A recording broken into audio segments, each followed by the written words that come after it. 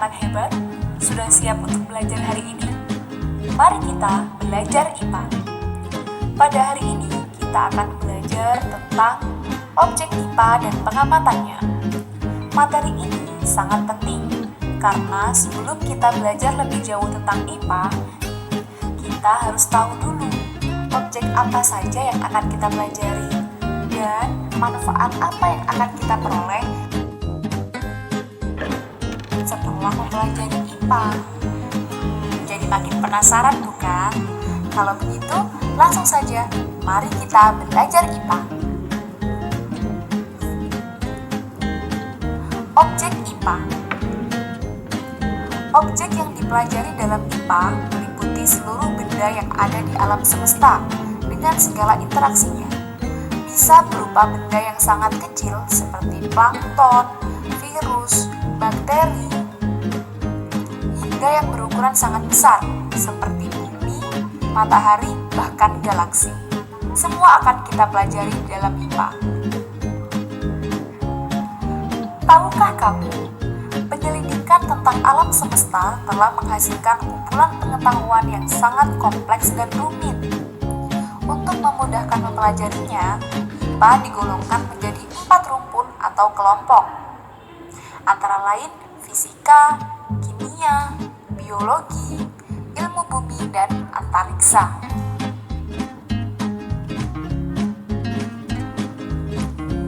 Fisika. Fisika adalah ilmu yang mempelajari tentang bagian mendasar dari alam dan gejala alam fisik lainnya. Contoh materi yang termasuk dalam pelajaran fisika antara lain: yang pertama adalah atom. Kita akan mengenal tentang apa itu proton, neutron, dan elektron. Yang kedua, kita juga akan belajar tentang berbagai macam sumber energi, panas, dan cahaya yang ada di permukaan bumi. Yang ketiga, kita juga akan belajar tentang gerak, yaitu perubahan kedudukan, posisi, dan kecepatan yang dialami benda pada lintasan tertentu. Kita juga akan belajar tentang gaya. Materi gaya banyak kita jumpai di lingkungan sekitar, seperti gaya magnet, gaya gravitasi, gaya dorong, gaya tarik, dan gaya gesek. Kimia. Kimia adalah ilmu yang mempelajari tentang penyusunan dan perubahan zat. Dalam pelajaran kimia, kita akan mengenal tentang sifat-sifat larutan seperti asam, basa, dan juga garam. Selain itu, kita juga akan diperkenalkan dengan berbagai macam zat yang ada di muka bumi.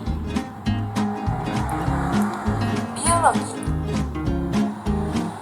Biologi adalah ilmu yang mempelajari tentang sistem kehidupan, mulai dari makhluk hidup ukuran redik atau sangat kecil sampai dengan lingkungan yang sangat luas. Adapun materi yang termasuk dalam pelajaran biologi antara lain, yang pertama, virus. Ya, kita akan belajar secara lebih mendalam tentang bagaimana virus berkembang biak dan bagaimana virus bisa masuk ke tubuh manusia. Kita juga akan belajar tentang bakteri dan bagaimana cara mereka berkembang biak. Kemudian tumbuhan.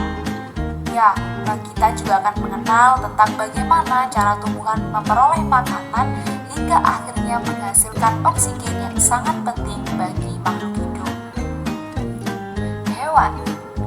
Kita juga akan belajar tentang bagaimana perkembangbiakan pada hewan dan adaptasi hewan ketika hidup di alam liar. Manusia. Kita juga akan belajar tentang bagaimana proses pertumbuhan dan perkembangan yang dialami oleh manusia beserta dengan berbagai macam organ yang ada di dalam tubuh manusia. Yang terakhir yaitu materi lingkungan. Kita juga akan mendalami tentang kehidupan di laut dan di darat beserta dengan cara untuk melestarikannya. Ilmu bumi dan antariksa. Ilmu ini mempelajari tentang asal mula bumi, perkembangan dan keadaan alam semesta saat ini, bintang-bintang, planet, dan berbagai benda langit lainnya. Melihat gambar ini, tentunya kalian sudah tidak asing bukan dengan istilah gempa bumi? Ya, kita sering melihat istilah ini di media massa seperti televisi, kemudian radio, ataupun di jejaring sosial internet. Tahukah kamu bagaimana cara BMKG atau Badan Penelitian lainnya bisa mengetahui besar kekuatan gempa bumi? Padahal kan gempa buminya masih belum terjadi. Apa mereka sudah melakukan pengamatan? Atau mereka hanya sekedar prediksi? Bahkan hanya sekedar komunikasi saja tanpa ada bukti yang nyata? Jadi semakin membingungkan. Jadi semakin membingungkan. Kira-kira apa ya alasannya? Jadi, peneliti bisa memperkirakan besar gempa karena mereka sudah melaksanakan penyelidikan ilmiah. Penyelidikan ini terdiri dari 3 proses, yaitu mengamati, membuat inferensi atau prediksi, dan mengomunikasikan. Pengamatan adalah proses yang melibatkan panca indera. Pengamatan dilakukan untuk mengumpulkan data dan informasi yang akurat. Pengamatan bisa dilakukan secara langsung di lapangan ataupun melalui alat khusus yang sudah didesain oleh para peneliti. Yang kedua yaitu membuat inferensi.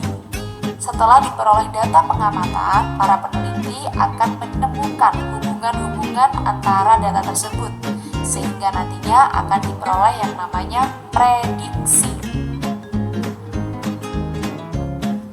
Setelah prediksi diperoleh, para peneliti akan mengambil kesepakatan yang kemudian dikomunikasikan atau disampaikan secara umum kepada seluruh masyarakat, baik secara lisan maupun tulisan.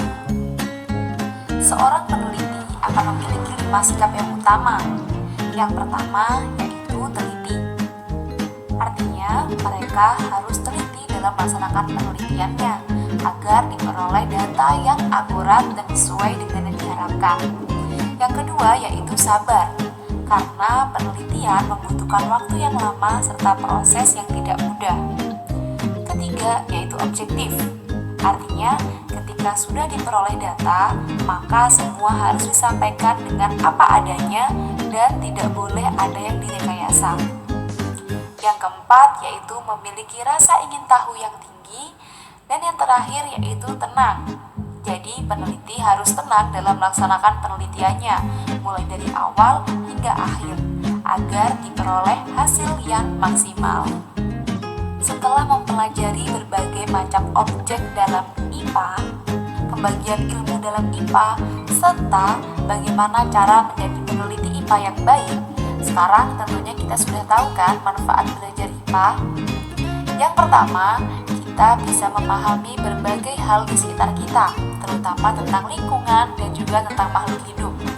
Yang kedua, kita bisa menyelesaikan masalah. Yang ketiga, kita bisa terbiasa untuk berpikir secara logis dan sistematis. Dan yang terakhir, kita bisa meningkatkan kualitas hidup. Caranya dengan menerapkan ilmu pengetahuan yang sudah kita peroleh di sekolah ke lingkungan sekitar kita. Oleh karena itu, mulai saat ini, jangan pernah bosan dan malas untuk belajar IPA ya. Tetap sehat, tetap semangat, dan jangan lupa untuk belajar. Be the next scientist. Sampai jumpa di pertemuan berikutnya ya.